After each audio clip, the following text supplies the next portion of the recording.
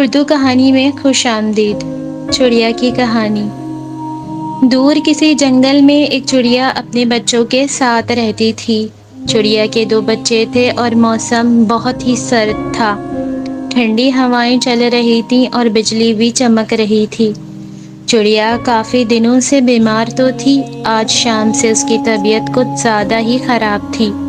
وہ اپنے دونوں بچوں سے کہنے لگی، میرے پاس آ جاؤ میرے بچوں، شاید آج جدائی کا وقت آ گیا ہے۔ میری سانسیں اکھڑ رہی ہیں، ایسا لگ رہا ہے کسی بھی لمحے جدائی کا وقت آ جائے گا۔ اس کے 2 بچوں میں سے ایک بچہ بولا، مما ایسا نہ بولو، آپ بالکل ٹھیک ہو جاؤ گی۔ پہلے بھی تو آپ بیمار ہوتی تھیں، تب بھی آپ ٹھیک ہو گئی تھی، اب بھی آپ ٹھیک ہو جاؤ گی۔ چڑیا بولی، نہیں میرے بچے، مجھے نہیں لگتا کہ میں اب ٹھیک ہوں گی۔ تم میری بات دھیان سے سنو۔ تم میرے بڑے بچے ہو، تمہارا بھائی ابھی چھوٹا ہے، میں اسے تمہارے سہارے چھوڑ کر جا رہی ہوں۔ تم اس کا بہت خیال رکھنا اور اس کو وقت پر کھانا پینا دیتے رہنا۔ میں جانتی ہوں کہ تم بھی ابھی بچے ہو اور اس جنگل سے انجان ہو۔ تمہیں بھی ابھی ماں کی ممتا کی ضرورت ہے، لیکن یہ تم پر بڑی مشکل آ گئی ہے۔ تمہیں اپنے بھائی کی حفاظت کرنا ہوگی۔ تمہیں دھیان سے ہر کام کرنا ہوگا۔ یہ جنگل اور یہاں کے سبھی جانور بہت ظالم ہیں۔ یہاں شاید کوئی بھی تمہاری مدد نہ کرے، تمہیں خود ہی اپنی مدد کرنی ہوگی۔ جب بھی کبھی دکھی ہو تو چاند کی طرف دیکھ کر مجھے یاد کر لینا، ایسے تمہارے دل کو سکون مل جائے گا میرے بچے۔ اور چڑیا لمبے لمبے سانس لیتے ہوئے اچانک سے خاموش ہو جاتی ہے۔ ماں بولو نا ماں، بھائی ماں بول کیوں نہیں رہی؟ کچھ نہیں بھائی، مما سو گئی ہے، ہمیشہ ہمیشہ کے لیے، اور جب ہم بڑے ہو جائیں گے نا تو مما اٹھ جائے گی اور ہم سے پیار کرے گی۔ مما میں آپ کی ہر خواہش پوری کروں گا، میں کبھی بھی اپنے بھائی کو آپ کی کمی محسوس نہیں ہونے دوں گا۔ اور اس طرح چڑیا کا بڑا بیٹا اس حقیقت کو مان لیتا ہے کہ اب اس کی ماما اس دنیا میں نہیں رہی۔ مجھے بھوک لگی ہے، مجھے کچھ کھانا ہے۔ میں جانتا ہوں میرے بھائی، پتہ ہے مما نے کیا کہا تھا کہ چھوٹے بھائی سے کہنا کہ جب میں باہر جاؤں تو اپنے گھونسلے سے باہر نہ نکلے، اوکے؟ اوکے بھائی۔ اور بڑا بھائی دانے کی تلاش میں گھر سے نکل جاتا ہے۔ میری مما اب اس دنیا میں نہیں رہی، کیا آپ مجھے اپنے ساتھ لے جاؤ گے دانا دلانے کے لیے؟ ہماری اڑان تیز ہے اور تم ابھی اتنا تیز نہیں اڑ سکتے، اس لیے تمہارا ساتھ ہمارے ساتھ ٹھیک نہیں رہے گا۔ تم وہ سامنے کبوتر کے ساتھ چلے جاؤ۔ چڑیا کا بچہ اڑتا ہوا کبوتر کے پاس چلا جاتا ہے۔ کبوتر انکل، میرا بھائی گھونسلے میں اکیلا ہے اور اسے بھوک لگی ہے، مجھے دانا ڈھونڈنے جانا ہے اور مجھے پتہ نہیں کہ دانا کدھر سے ملے گا، کیا آپ مجھے اپنے ساتھ لے جاؤ گے؟ کبوتر بولا، میں ایسا ضرور کرتا، لیکن مجھے تو آج آرام کرنا ہے، میرے پاس تو ابھی کافی دانا ہے میرے گھونسلے میں، تم اکیلے ہی چلے جاؤ۔ آخر روز کون جائے گا تمہارے ساتھ؟ چڑیا کا بچہ بہت اداس ہو کر ایک درخت پر بیٹھ جاتا ہے۔ ماں تم ٹھیک کہتی تھی، یہ جنگل بہت ظالم ہے، یہاں کوئی کسی کی مدد نہیں کرتا، لیکن ماں میں اپنے بھائی کی خاطر خود سے سب کچھ کروں گا، میں اپنی ماں کا بہادر بیٹا ہوں۔ ایسا کہتے ہوئے چڑیا کا بچہ رونے لگ جاتا ہے اور پھر اکیلے ہی ندی کی طرف چل دیتا ہے۔ آج اس کی اپنی ماں کے بغیر پہلی اڑان تھی اور اسے آج یہ بات محسوس ہو گئی تھی کہ ماں کے بغیر زندگی کتنی مشکل ہے۔ اڑتے اڑتے اس کا دھیان اپنے بھائی کی طرف جاتا کہ کہیں وہ گھونسلے سے باہر نہ نکل جائے۔ جب وہ واپسی کا سوچتا تو اسے اپنے بھائی کی بھوک کا خیال آتا۔ اسی خیال میں وہ ندی کے پاس جا کر بیٹھ جاتا ہے۔ وہاں اسے پاس میں ہی کچھ مکئی کے دانے مل جاتے ہیں۔ پھر وہ جلدی سے کچھ دانے اپنی چونچ میں دبا کر واپس ہو لیتا ہے۔ بھائی تم نے اتنی دیر کر دی آنے میں، پتا ہے مجھے اتنی زور کی بھوک لگی ہوئی ہے۔ یہ دیکھو میں اپنے پیارے بھائی کے لیے مکئی کے کچھ دانے لایا ہوں۔ تمہیں پسند ہے نا مکئی کے دانے؟ ہاں مجھے بہت پسند ہے۔ اور آج وہ اپنی ماں کے بغیر پہلی بار خود کے لیے اور اپنے بھائی کے لیے دانہ ڈھونڈتا لے آتا ہے۔ وہ بہت خوش ہوتا ہے۔ سو جاؤ میرے بھائی، میں اپنے بھائی کو کبھی کوئی دکھ محسوس نہیں ہونے دوں گا۔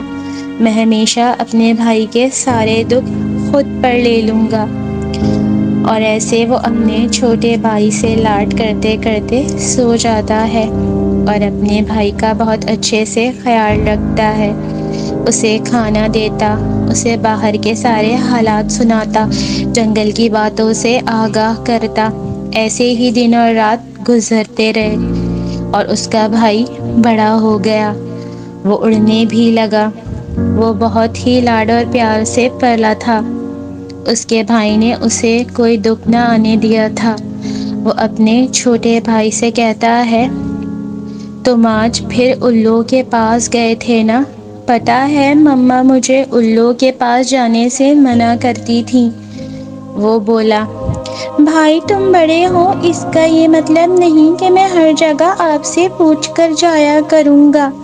میں بھی اب بڑا ہو گیا ہوں، اپنا اچھا اور برا جانتا ہوں۔ اس کا بھائی یہ سن کر خاموش ہو جاتا ہے، مگر اس کے چھوٹے بھائی کی دوستی الوؤں سے ہو گئی تھی۔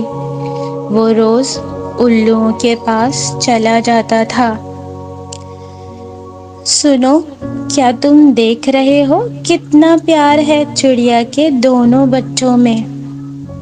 ہاں وہ تو ہے، اور تم یہ بھی جانتے ہو مجھے بہت مزہ آتا ہے ایسے پیار میں لڑائی ڈال کر۔ وہ کون سا تمہاری نئی عادت ہے؟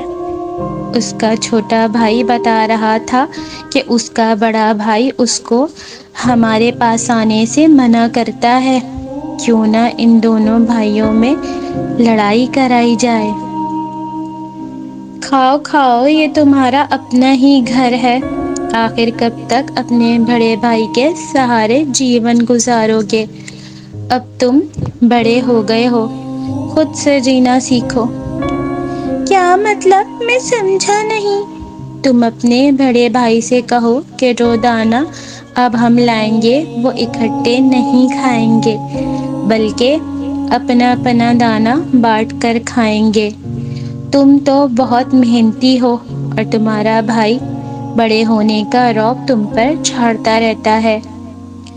بات تو تمہاری ٹھیک ہے، آخر میں بھی اب بڑا ہو گیا ہوں۔ الو کی بیوی ایسے اس کو اپنی باتوں میں لاتی ہے اور وہ سمجھتا ہے اس کو اس کے ساتھ بہت ہمدردی ہے۔ لو آج دانہ یہاں سے ہی لے جاؤ اور بتاؤ اپنے بھائی کو کہ تم بھی بڑے ہو گئے ہو۔ اور وہ ان کی باتوں میں آ جاتا ہے۔ گھر آ کر کہتا ہے، بھائی اب ہم بڑے ہو گئے ہیں، میں سوچتا ہوں اب ہم اپنا دانہ بانٹ کر کھائیں گے۔ یہ تم کیا کہہ رہے ہو؟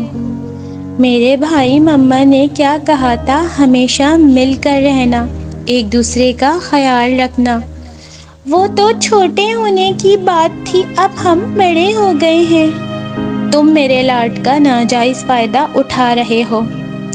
جو بھی سمجھو، لیکن میں اب دانہ الگ ہی کھاؤں گا۔